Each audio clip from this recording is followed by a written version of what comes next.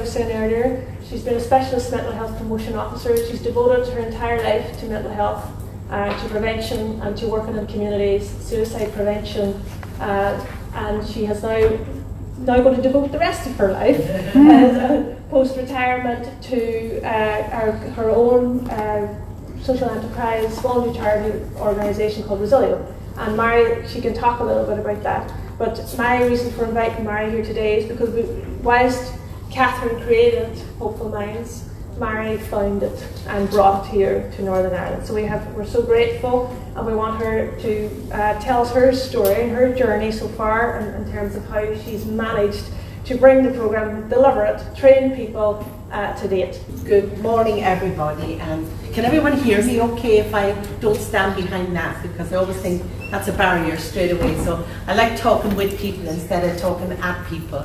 But I'm delighted to be here today, and the journey of Hopeful Minds has been inspirational. It has been a most amazing journey here. And I personally want to thank Catherine for sharing that journey with us when we started. They say about Googling is something good. I Google with 2 fingers because I'm not in any way kind of come to terminology and technology, I get through it. But when I discovered it, I could not believe that actually somebody in the world out there was actually looking at hope. Because in the field of mental health, all we have done for so many years is drawn our attention to hopelessness and risk. We seem to be inundated with it. As a result of that, as professionals, we're exhausted. Because even when we work with our clients today, we are just fixated on risk and hopelessness. And as we talk that language with somebody in the room, how do we get them from a place of helplessness to actually a place of hope? Because if I was to come in here this morning and start to talk to you about statistics of hopelessness, straight away we're starting to kind of feel, you can feel a heaviness that comes across us all. After 40 years in mental health, I'm so glad that I had an opportunity to actually turn and right around and look at something completely different, because it doesn't just improve the mental health and well-being of the children and young people that you'll work with, but every single person. It actually even has promoted my own mental health. And if it does that to you, I think it's worth getting this infection. I would recommend getting it. The design of it here, you can see, Kat, the design of it here is our young people designed this, because we wanted it for young people and we wanted them to take ownership of it. And this is the reason. We had a person then that put it together for us, but this is how it came to Northern Ireland, and this is kind of what we've been using, but it's theirs. And what we've said to them at any stage, you want to change that and move that, that's yours to do so, because straight away you're given ownership. It is not mine, it's ours. And if we can use that concept, it's about us all working together. So that is a little bit about me. I'm just going to give you a little introduction about how we found hope here in Northern Ireland. You'll probably notice today the lovely accents of us all. Yes, it's actually nice, because you're probably all sitting there going, well, I know there's that person comes from America, I know where Karen comes from, where does this one come from now? So I'm going to just say I come from a lovely place called County Laois, which is in Southern Ireland. I have lived here in Northern Ireland for the last 28 years, and I have to say it's an amazing part of the world. I have met the most amazing people, but I've also met sadness. I've also met amazing stories of hope along the way that we actually don't capture, because we've often kind of gone into victims, but what I see is so many survivors. And I think we already have hope here. Now all we done was actually created the tools to actually continue to build it. So I'm going to just, the research has been done, but I want to share with you the story of how we brought it here. And I always start with, because our children is the most precious commodity that comes into this world. Our children are. You know, I have become a grandmother, which I'm privileged and honoured to be. And I thought being a mommy was something, being a granny is something completely different, because you can slow down and walk with a child. But many of us, even in this room, have been kind of moulded, haven't we? You know, you'll grow up and you'll be a nurse, or you'll be a psychologist like your father, your mother. You nearly kind of set out when you arrive into the world, you're kind of picked on. This is the school you go to, this is it. And there's somebody up here all the time saying to you, this is where you go. And then in your own little world, you kind of go, well, what do I want? What are my hopes? What are my dreams? And often they're put upon us, as opposed, if you look at this quote, it says, children not things to be moulded, but unfolded. And when we talk in schools, this is what I'm encouraging the language to start looking at. Unfold in each child that you come in contact with, and then you'll actually see the real hope coming through. And that's what we're finding with the Hope for Minds program. This is the shoes that was done in one of our programs, actually, because we asked, about passion and purpose, and we gave them shoes and designed it. These are young people who are what we call looked after young people. They're looked after by the Western Trust. They are children that have had their hopes stolen in many, many ways from them, but yet they gave us so much back. But one of the little shoes in it, would you walk in my shoes? Would you walk in my shoes? And as adults, if we could just stop for a moment and just step into a child's shoes today, then we would understand why hope has got to be the core component of everything that we do. Because we can do therapy, we can do counselling, we can do all, but if we don't have the ingredient of hope, then whatever we do is kind of actually just being added on. So hope is so powerful. Because there was our world, and some of my world growing up. How many of you in this room climbed a tree? Brilliant. How many of you stole apples from a tree? There's no one here. Wow. Can you imagine a 10-year-old today climbing a tree? What would happen? Oh my God. They'd cut the tree down. You'll never climb it again. Can you see what we've done? We've become Hoover parents. We've become a society where our children are not even have the opportunity to explore. And we wonder why they're actually almost feel like they're caged. And then when it happens to them, what happens if you cage an animal?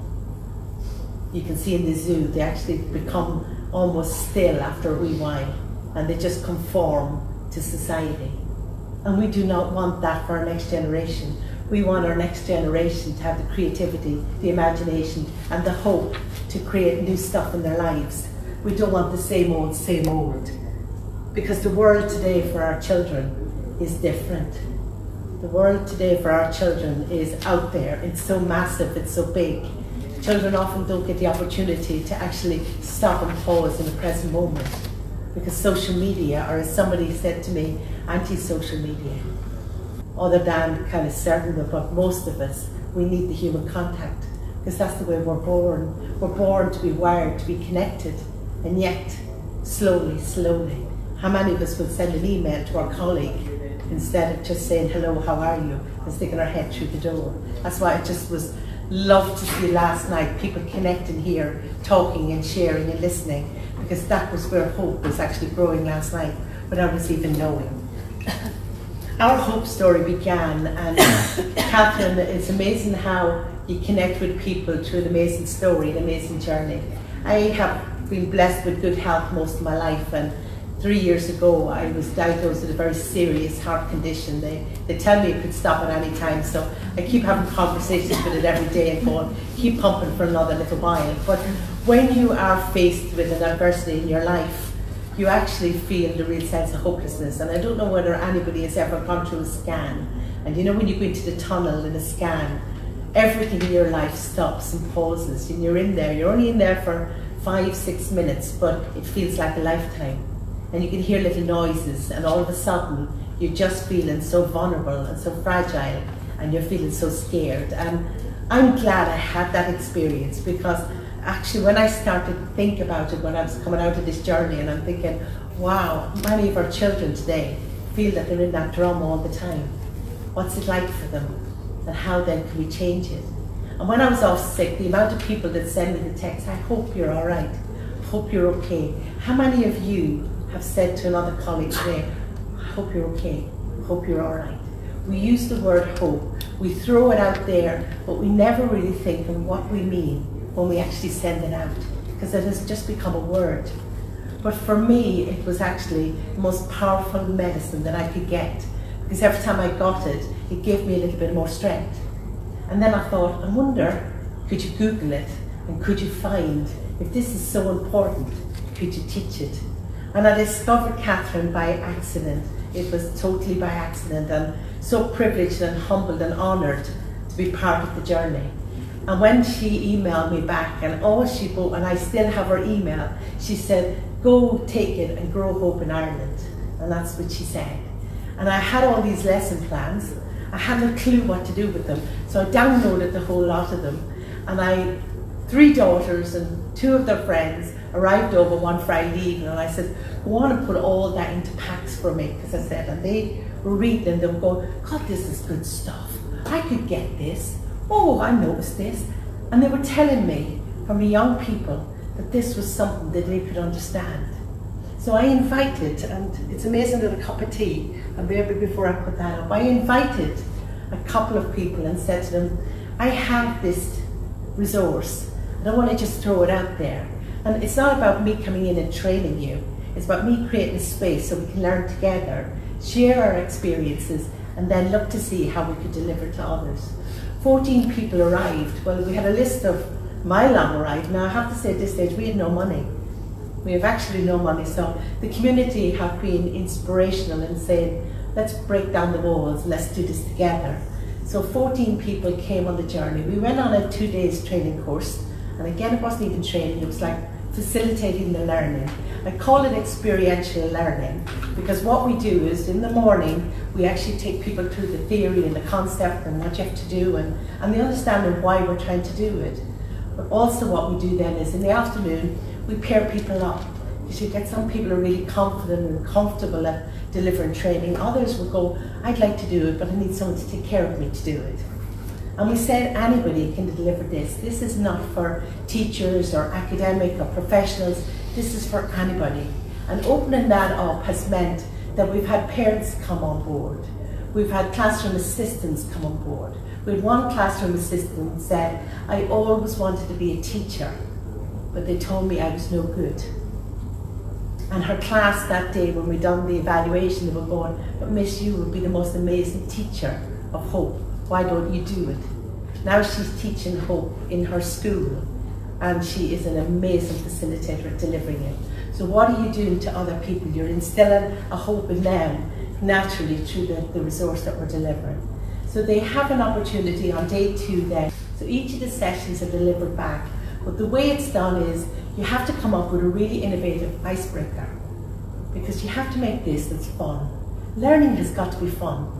Because if I sit here and dictate and tell you, do this, do that, set a goal for yourself. How many of you have been told set goals?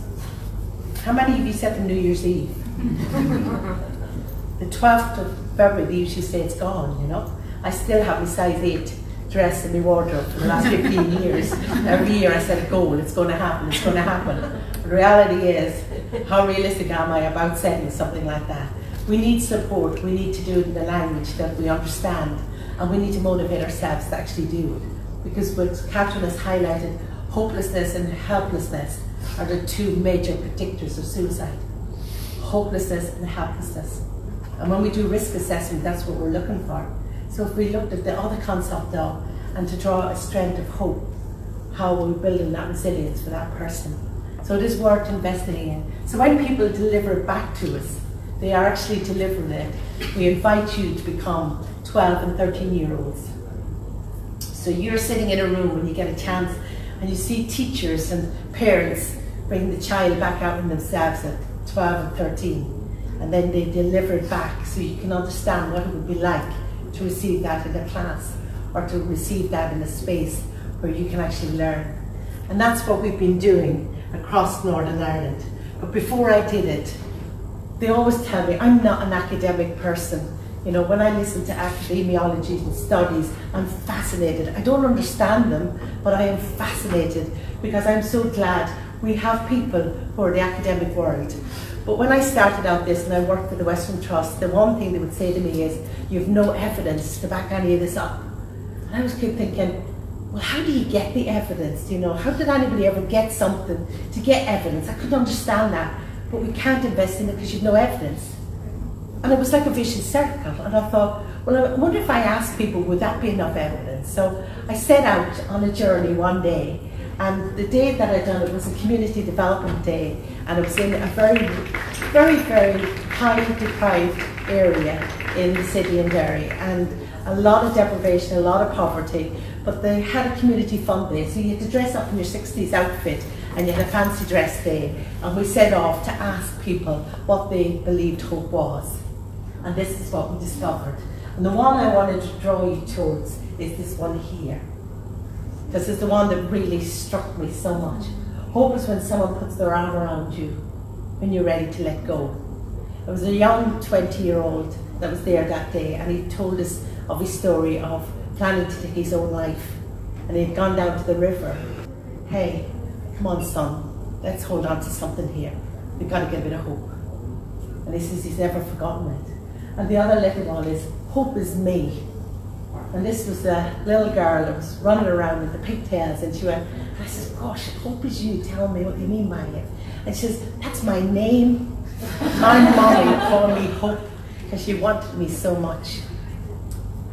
And I just thought, oh, how powerful is that? And you can get all ages. When we use the word hope, our worlds get it, and it's what we're all looking for. Because at this moment, if you look at the global climate, there's a real sense of hopelessness. Many of our leaders have lost hope. Look at what's happening in our worlds. We go, wow. So we've got to now instill in our young people, because they will be the leaders of the future. If we can instill hope and the hope messages and the hope tools, maybe then we can turn the world around a little bit, and maybe slow it down a little bit, so we can actually start living our lives instead of just running through it. When you know life could end at any time, you hold on to life really precious, and you make sure that every moment that you live is a precious moment. But most of us live from 9 to 5. How many of us here can't wait for the weekend? How many of us can't wait for our holidays? How many of us can't wait for Friday? Are we living or existing? And do we want that for our children? Are we happy to have our children just take on all the toxic stress that we have in our environments today? Or are we looking to change and actually create a world where our children can grow, nourish, and actually find that hope that we need? But if we can't find it, let your hope not hurt, shape your future. And that last quote, hope is to the mind what oxygen is to the body. If I was to steep all the oxygen out of here today, little bit by little bit, just let it out of this room, little bit by little bit, what might happen to you? And this is when you can start talking with me, because I always feel that, I like people, what would happen to you, you think? Taking all the oxygen out, what's going to happen to you? Go unconscious. You start going unconscious. Who would go first, do you think? Who would actually start falling first? Well, I probably would be gone. I'd be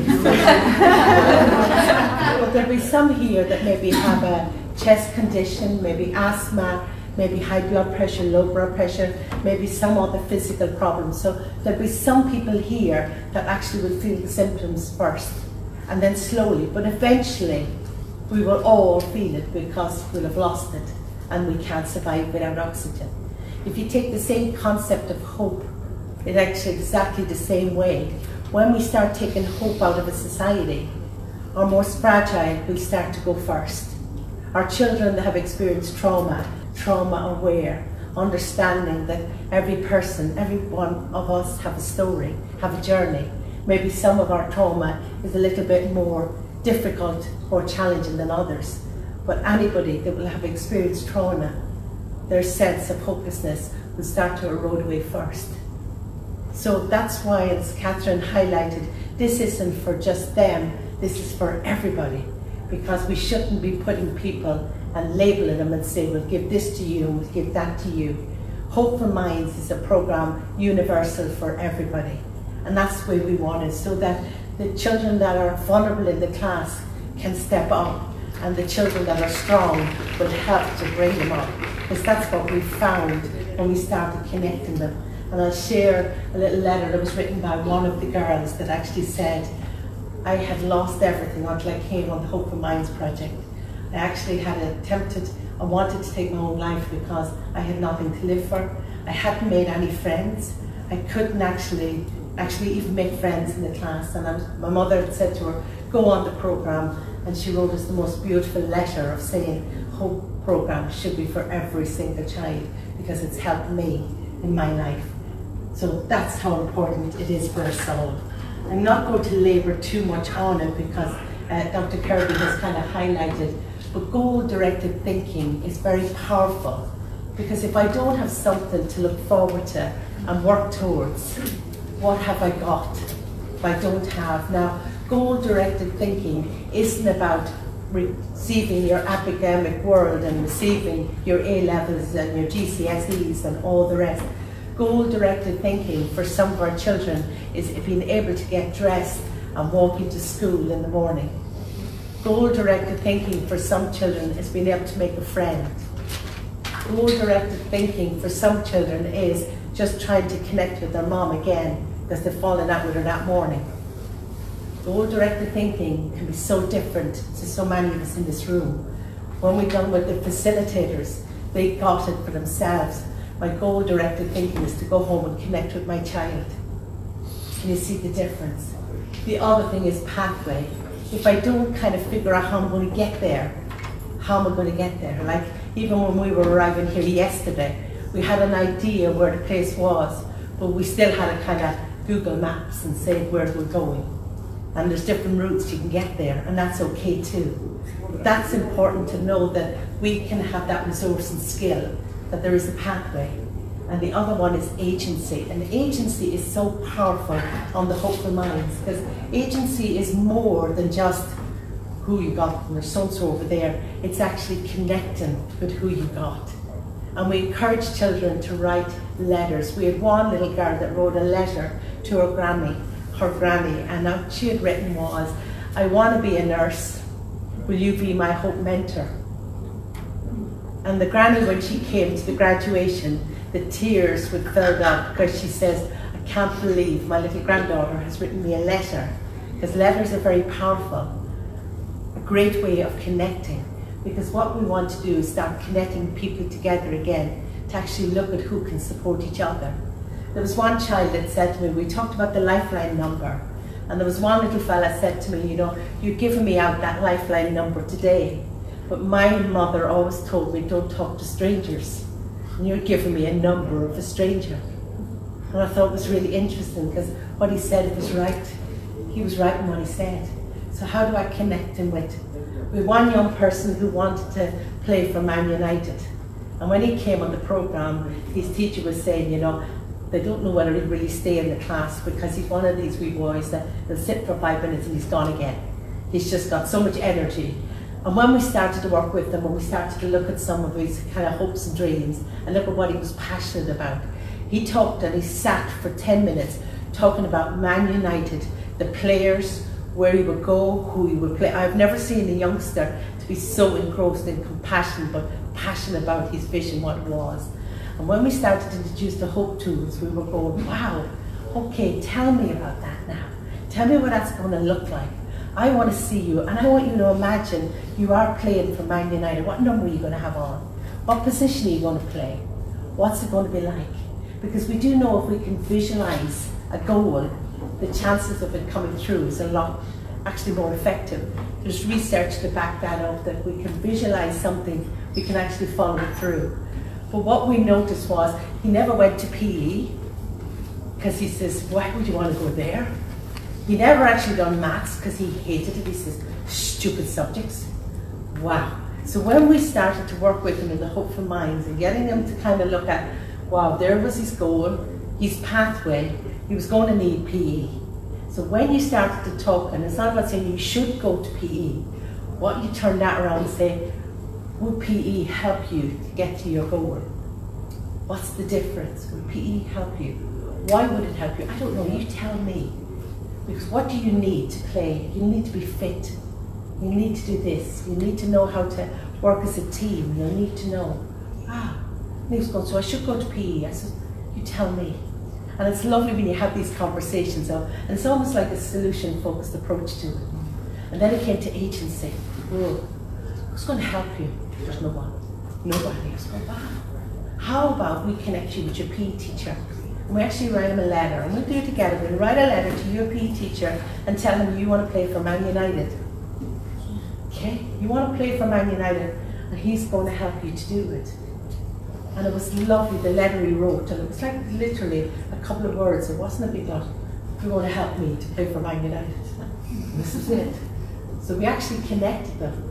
And when we came out and we were doing our graduation, the PE teacher says he comes to school now, he's his PE gear underneath his clothes, and he's waiting at the door for me, because he says, I'm going to get to play for Man United. Now he may not, but what he's doing is connecting, because we will look then, when we look at failure, or when we look at kind of a different route, different pathways, but what you are doing is giving somebody a goal to start working towards.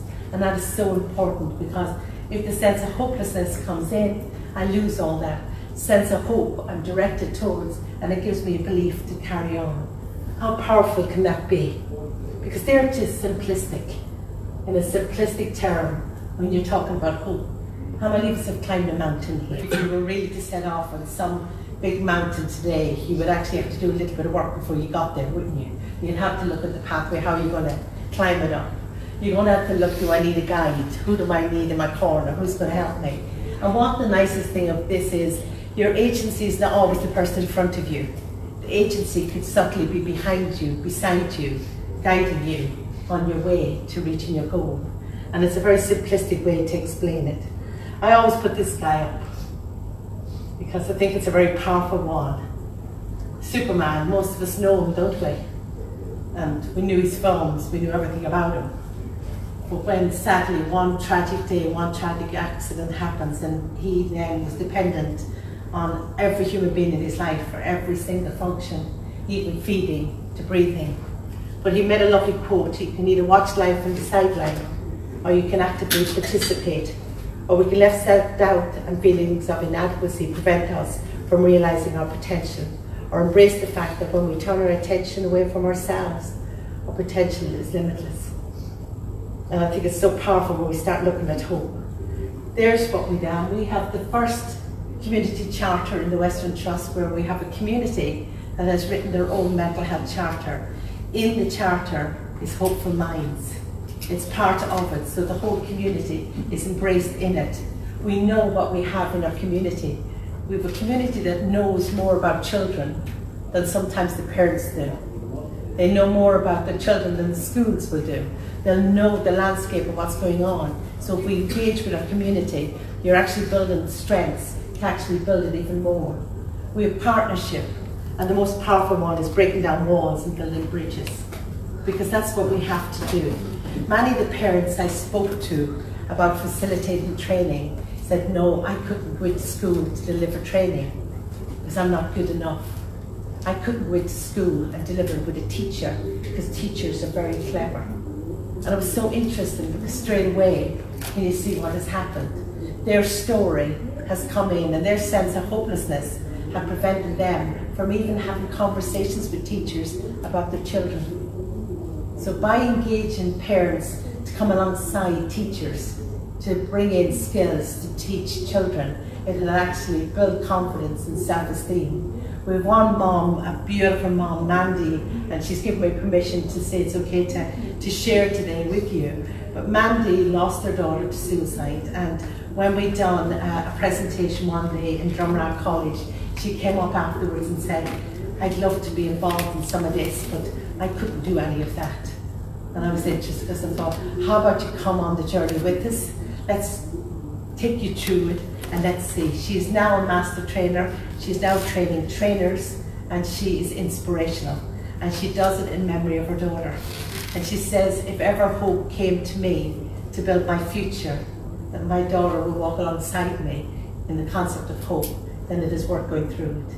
And she's inspirational in teaching us hope. So can you see how hope can be done in many, many different ways? These are the lesson plans. And we usually put the autumn there, because the way Catherine has designed this program, it is you waltz with children instead of wrestle with them. You don't have to wrestle with them. How many of us wrestle with our kids here? Get up, do this, do that, do the other. This is a program where you waltz in, and every day you're learning a new step. And if I can put in that concept, it's a lovely way to do it. Because when they start is, the first, because you're getting them to look at connecting together, you're getting them to look at problem solving, you're getting them to look at debating. You're getting to look at the bigger picture. You're getting to look at the world in a different concept. Because even asking them to come up with a definition of hope is amazing, because you want to hear what they do. We give out just a HOPE and we ask them to come up with as many things of what would fit into hope. And one young P7 got it right. He says, I've got it for you. He says, help our politicians engage. I said, son, you don't need secondary school, you just go straight to Stormont, because that's what's needed. And each one came up with, but they have to debate then and agree as a classroom what their sunflower is going to be. And as a result of it, the sunflower is displayed in the classroom for the whole 12 weeks. And each of the petals are grown from it. And the petals grow each week. You can add to them, you can build, but when a child sees their petal up on a sunflower along with 20 others, you're connecting and you're giving them part of something and you're allowing them. So visual is a great way to learn and it's a great way to grow. I'm not going to go through them all, but I want to draw your attention to the brain and hope, because I think it's probably the foundation of what we do in emotional regulation. Because we talk about emotional regulation, what do we mean by it? And if we look at our worlds today, and we talked about it at breakfast this morning, you know, most of the things in life we can regulate, can't we? Even when you're driving the car, you can let the accelerator down and push it up, you can use your brake, you can accelerate, you can move, you can change. You know, you cook your dinner, you can turn up the heat. Everything in our world today, because we've created that. But what we forgot to do is to take it back and create it for ourselves. So when my temperature is going up, how can I actually start to regulate it? When I'm feeling scared and alone and frightened, how can I actually nurture it to get that temperature back up again? The simple concept that we teach, because we can go into the brain. I don't know why they made such big words for the brain, you know. Could they have not come up with little things like with the toes and the feet? But when it comes to the brain, you have the amygdala and you have all words that I sometimes struggle with even pronouncing. And our kids are going, what's that? But the simple thing that we teach them is upstairs, downstairs brain. That's what we simply teach. We don't, and we say to them, when you do biology, have a conversation with your biology teacher and they'll tell you even more about what's in your brain. But all we're going to look at in the Hopeful Minds is that you can imagine you have a downstairs brain and an upstairs brain. And the easiest way to do it is wise old owl, barking dog. Who's got a barking dog here? I want you to imagine now you're 12-year-olds. Who's got a barking dog in this room? Whose neighbour is a barking dog? What do you want to do with the barking dog? When the barking dog starts barking, what do? How many shout at the barking dog? Sit down, be quiet. Yeah, we do, yeah. Do they respond? Does the barking dog respond? Most times it doesn't, because the barking dog is fixed on, the barking dog is barking for a reason. Now, he might have heard a noise outside, he's startled, but that barking dog is getting ready, okay? And he's the fight, flight, or freeze. Have you ever seen him? And he's downstairs, and he's barking and barking and barking away. And what we say in the downstairs brain, you need that. You need the downstairs brain, because if we're in danger, if there's a little mouse runs in here now, how many would kill to get out that door? Or will you all walk out and go, it's a little mouse and we'll all walk nicely? We all need it. It's an automatic part of the brain. It's a powerful part of the brain. But if I'm down there all the time, and if we know children who've experienced trauma, they're down there all the time. Fight, flight, freeze. How many are responding? Or should I say reacting to everything that's going on. So if you can imagine here is the little barking dog, constantly going like a muscle, constantly being used all the time. But if you can go upstairs, and upstairs here is the wise old owl. And the wise old owl doesn't look down at the barking dog and say, stop it. What the wise old owl will say, hey, I wonder what's going on with that wee dog down there. I wonder what's happening here. So what you're doing is, you're actually enabling the upstairs brain to connect with the downstairs brain. First thing to do is connect, and then you redirect. But we need to connect before we can redirect. Because particularly children who have heightened emotions or experience trauma, what do we say often to them? Get upstairs. Get up them stairs, don't come down until you calm yourself down. Has anybody ever told you to calm down? What's it like as adults? What's it like? And you can be honest with me now, what's it like when somebody tells you, go and calm down? doesn't it? You just want to bite them. You just want to tear them apart. And children are actually the same way. When you say to a child, calm down, it's like, say to a teenager. Because we do know the upstairs brain doesn't fully develop until, some of the statistics would say 25, some of the statistics today would even kind of look at to 28 to 29. So if you look at kind of your driving license, your kind of all the things in your life that you're mentally having good creative, because upstairs brain is creative, it actually problem solves, it looks at actually emotional regulation in a very powerful concept. I can calm myself down. But if I don't teach children this from day one, I have a little grandchild at the moment, and the way we're teaching her is when she starts getting tantrums, we actually say, let's blow the tantrum. So I'm going to actually show you how you can do it with children now, because the most powerful thing in emotional regulation, believe it or not, is breathing, isn't it? And how many of us breathe? Most of it do is, and we never think about it, because breathing is automatic. And thank God he left it automatic, because he left it to us now, we'd all be dead. So I want you just to come with me and imagine you're 12, all right? Now I want you to actually put your hands out in front of you. Just put the hands out in front of you now. Wow, you have the most beautiful pizza sitting in the front of your house. What have you got on your pizza? What have you got on it? Cheese, wow. Mushrooms. Oh, mushroom, oh, lovely. Oh, lovely pineapple. Good for you, well done, pineapple. Now you ready, that is good. You are hungry, you're really hungry. Now we are going to smell that pizza. Are you ready now? Oh, did you smell it? Smell the pizza again. Take a nice big deep breath again. Oh, it's lovely. And that's what we do. Now, the pizza's a little bit warm. It's a little bit warm now. You ready? So how are we going to cool the pizza down? So you ready when you take the deep breath? Now be careful, don't drop the pineapple or mushroom off it, so you're going to have to blow really slowly. What have we just done? Children get that. And when you're saying the next time you're doing a test, or the next time you're feeling it, and the next time the barking dog, bring out your pizza, have a visual, or bring out your wheat cheeseburger, or bring out something that's special to you. For adults, I always say bring out your flower or something that you feel comfortable with, and allow yourself to breathe and allow yourself. Visuals is a great way to learn. But the upstairs, downstairs brain is the one, when we've done the evaluation, nearly 90% of the kids said, we get it, we know now that I can go upstairs and I have a choice that I can learn to go up and down. All of the others, we teach them the Hope tools, so you're equipped with tools. We actually get them to design posters, design shields, so it's all visuals that they're actually picking up all the tools along the way. And the next session is, and you can break for a wee while, because sometimes we kind of throw everything at our kids. We wanted to make sure this program fits in with school, and it's important that it's an hour a week, so because most of the time our concentration level will probably be only about 10% of what I'm teaching in that hour. So if I can get a good 10% of something, good message, that child will retain it.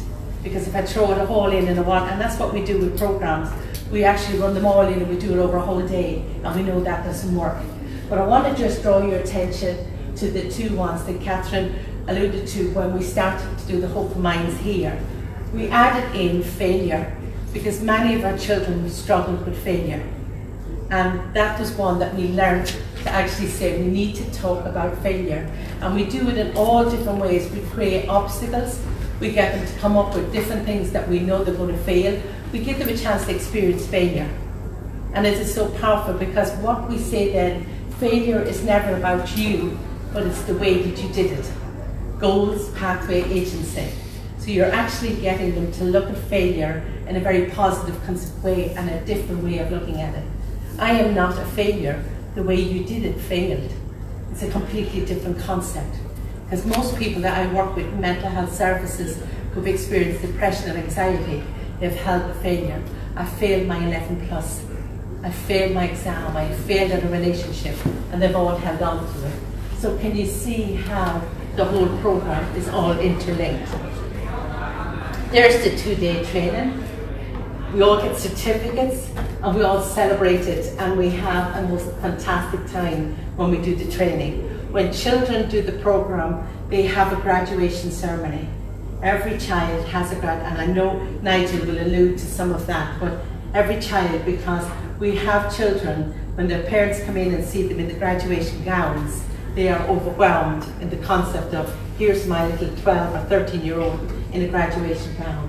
And they organise the graduation ceremony. And that's how powerful the programme is. And then we encourage them to write hope messages to the next group that's coming in, and then become hope ambassadors to help the other groups of children that are coming along the way. So children are starting to teach children, and they're actually starting to support each other. Can you see the sunflowers? This is what displays to be up in the schools, and it's such a visual that they really do get it, and it is so powerful, and the whole language. What we found was the facilitators. Karen had kind of really focused all the energy on of the children and the outcomes, but I never believed what it would do for facilitators, for parents, classroom assistants, teachers to come on the journey and come on a 2 days training. We had one mom, and she was on the training course. She was a teacher on the training course, and on her first day she talked about her teenager and had said, you know, I dread going home every evening because every evening there's another row. And she says, we just meet with a row. And I said to her, how about this evening when you go home, instead of a row, why don't you just grab and just give him a big hug and just start again? And what she said the next morning when she came in, she says, when I hugged him, he wouldn't let me go. I just think that's what Hope is doing to our adults. We had a grandmother that came on the training, and she says, I would never deliver this in school, but I look after my grandchildren and put my certificate up on the wall, and they're going to know about Hope every time they come into my house. Can you see how differently it can be done? We have visions for it going forward. We have visions for a family approach to Hope. We have visions with Catherine to look at a workplace, because I think we all need this. We all need to be talking this language. We need to bring it into our therapy. We need to bring it into our counselling. We need to bring it into our work. We need to start really measuring hope and trying to shift our attention away from hopelessness. Because society, and particularly in Northern Ireland, even your postcode will predict how hopeless you are. We'll give you money because you live in a hopeless area. And many of the kids I talk to say to me, I'm not hopeless. And they actually get insulted by even thinking that their areas, we have a good place to live, we play football, we do this. They actually feel quite angry when we've told them they live in a postcode area that's going to be poor. So what have we done in society? We've got to shift it around and say, let's grow this, let's build it, and it's for everybody. Because every person deserves hope. Every single one of us deserve hope in our lives, to live our lives, to reach our full potential, to be able to love, to be able to give kindness, to be able to care for each other, even as colleagues. An opportunity to face life equipped with essential tools for emotional well-being. With these skills in place, we not only provide the path for life of fulfillment, but also preventing the consequences that hopelessness may bring. And everyone, no matter, and I think that's the quote I will end on, and you can find hope anywhere if you look for it. That's the last little piece of a poem that I came across, and it says, lend me your hope for a while, I seem to have mislaid mine. Lend me your hope for a while. Lost and lonely feelings follow me. I see days filled with sadness and fear. Lend me your hope for a while. Lend me your hope for a while, and one day I will heal, and then I will lend my renewed hope to others. Lend me your hope for a while. And I think that's what we're all doing on this journey. I'm so proud to be on this journey, and if anybody wants to join us, come and join our Hope family. There's plenty of room because anybody's welcome. So thank you very much.